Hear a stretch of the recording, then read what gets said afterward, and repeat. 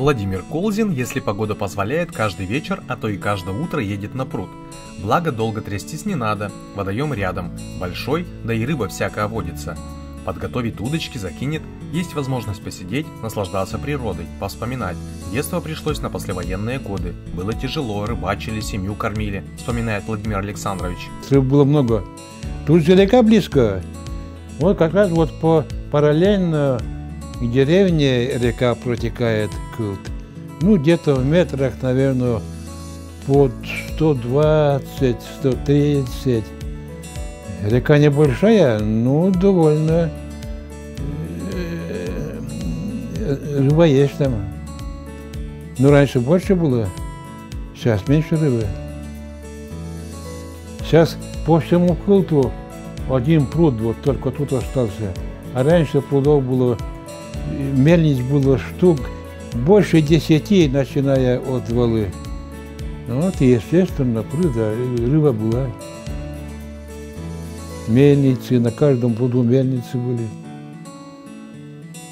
Вот сейчас по всему пруду, вот, по всему Кылту один пруд остался, вот, Плавыцкий.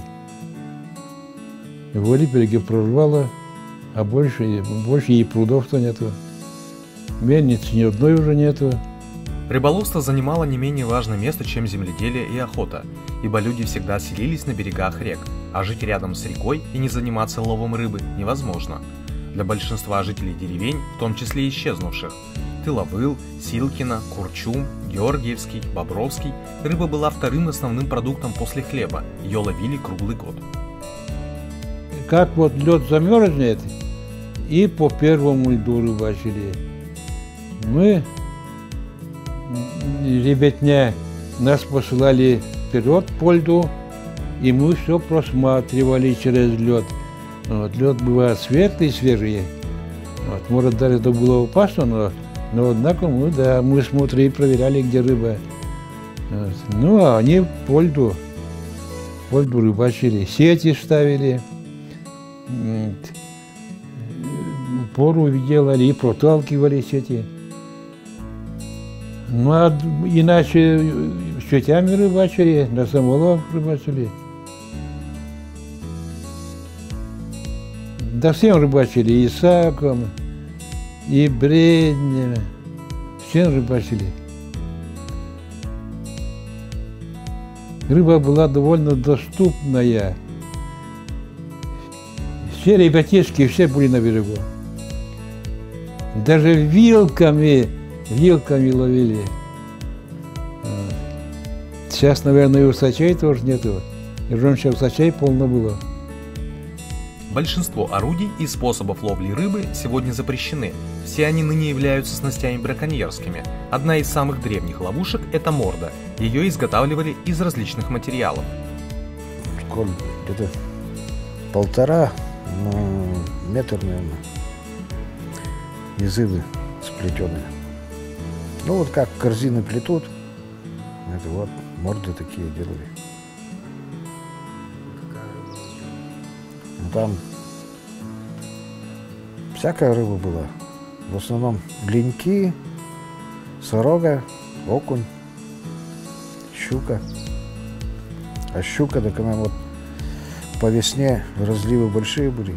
Она ну, сперва вала разливается, потом поднимается, кыл поднимается, и с кылта поднималась по Чумею, ну, в деревню Чумойку. Острогой били, из ружей стреляли. Как они начинают играть, там такие лапти были вообще. Щука, да, поднималась.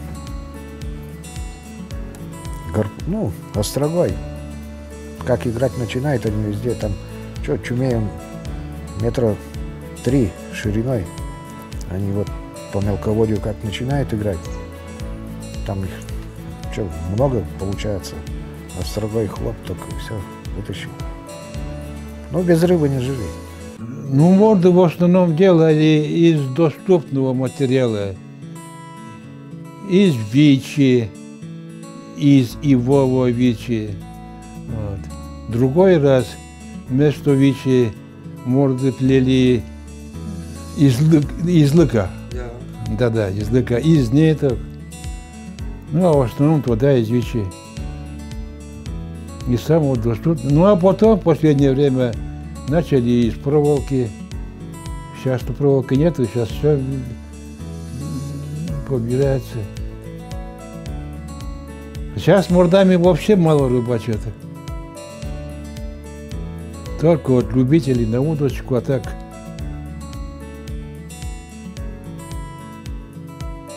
Немного стало рыбаков. Ну, во-первых, меньше этого. Это не больно, она нестандартная. Они должны быть покороче и пошире. Вот. Но это вот из проволоки, она нормальная, вообще-то в большинстве случаев их плетут круглыми, не в такой форме. В деревне дети с измальства учились всему – ухаживать за скотиной, ездить верхом, помогать в поле, а также делать нехитрые, но нужные дома поделки, игрушки младшим, да и себе самому тоже, плести корзины и короба, лапти. Ничего мастеров не было. Все передавалось, скажем, от деда, к деду, от соседа к соседу. Вот. Ну, естественно, они мастера были своего дела. Они великие были специалисты, и кузнецы, и плотники, и рыбаки, и охотники, и пчеловоды. Когда научился рыболовную сеть вязать, Владимир Александрович уже и не помнит. Наверное, говорит у отца, когда он долгими зимними вечерами терпеливо, ряд за рядом вязал сети.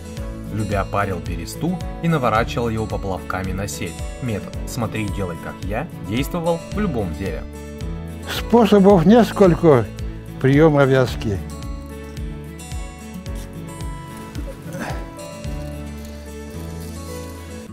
Но суть-то, узел-то вообще-то у любой вязки узел-то одинаковый связывается.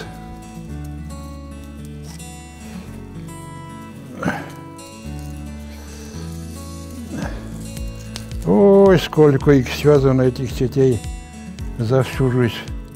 Много. Это в последнее время уж они в продаже появились.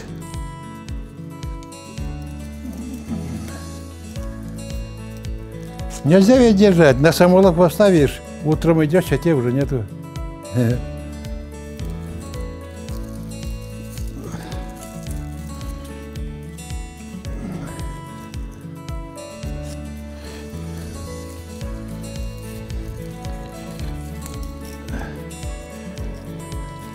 Ну, сеть ведь вообще-то считается на браконьерская снасть. И сак, и сеть. Раньше оно так не считалось.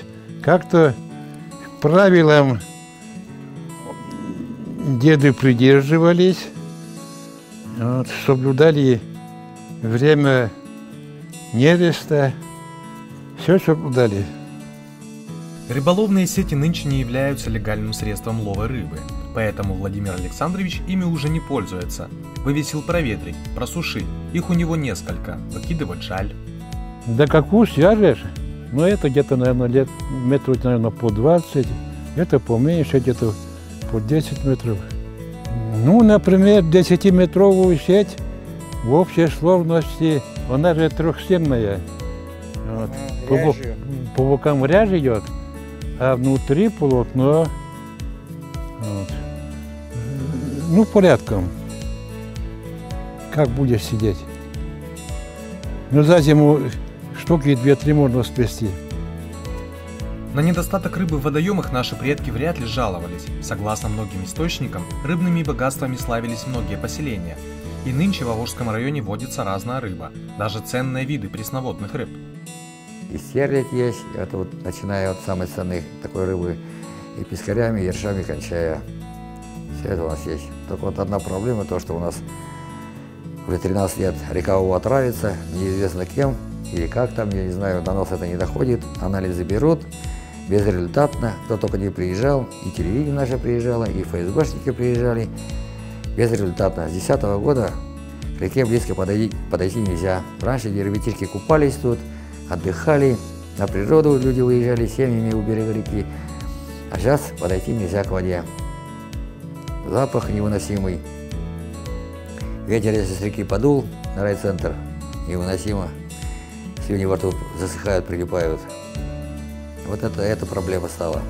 Реку Вала тоже, вы, наверное, в курсе, вы знаете, с Маргинского района отравили, вся рыба ушла. Сейчас и на Вале тоже ничего нету. Вот с этой экологией очень плохо в последнее время стало. Самый лучший индикатор чистоты воды, скажем, это хариус. Вот хариус у нас был в Кокмошке когда-то, но сейчас что-то я не слышу, чтобы кто-то ловил. А раньше хариус водился. Хариус водится в холодной, чистой воде. Река всегда кормила, поила и радовала людей. Она всегда была частью их жизни. У реки только брали, но нисколько ее не берегли. Раньше и карпов ловили, и все. А сейчас не знаю, куда рыбы исчезли. Даже вот на Варе вон тоже по весне мужики ездили на Увинку. Там карасей ловили чуть не по килограмму. Там, не знаю, молокозавод или кто, траванули. Все. Ну, наверное, экологическая обстановка. Много гербицидов, пестицидов используют на полях. Тоже, наверное, стекаются. Ну и почему-то идет же, все реки мелеют. На нашем веку вот уже, где в школе учился, дна не доставал. Сейчас там песок по колено перейти можно. Вот такие места. Из-за чего так происходит, непонятно. На уменьшение количества рыбы повлияли многие факторы – экологические, природные и человеческий фактор. По мнению ученых, проблему можно разрешить только комплексно, а обилие рыбы нынче отмечается только в охраняемых искусственных водоемах. Купаться мы сюда ходили, рыбачить тоже сюда ходили. Вот. Раньше половодье сильное было, поэтому пруд часто уносило весной. Снова прудили. Вот я, если воспоминания до 1974 года я здесь жил, потом переехал. Как-то уже пруд был заброшен, вот Сергей Леонидович взялся и восстановил. Сейчас ездят, рыбачат. Карп тут есть, белый амур, стерлядь. Вот отдельно пруд лежит. Если надо, их ловит кому под заказ. Да, особые условия, и корм особый, кормим. Если здесь вот подкармливаем зерном, подкармливает Сергей Федорович, вот, а там какой-то специальный корм у него дорогой. Издавна человек тянулся к реке. Все старинные города, деревни и села возникали у больших и малых рек.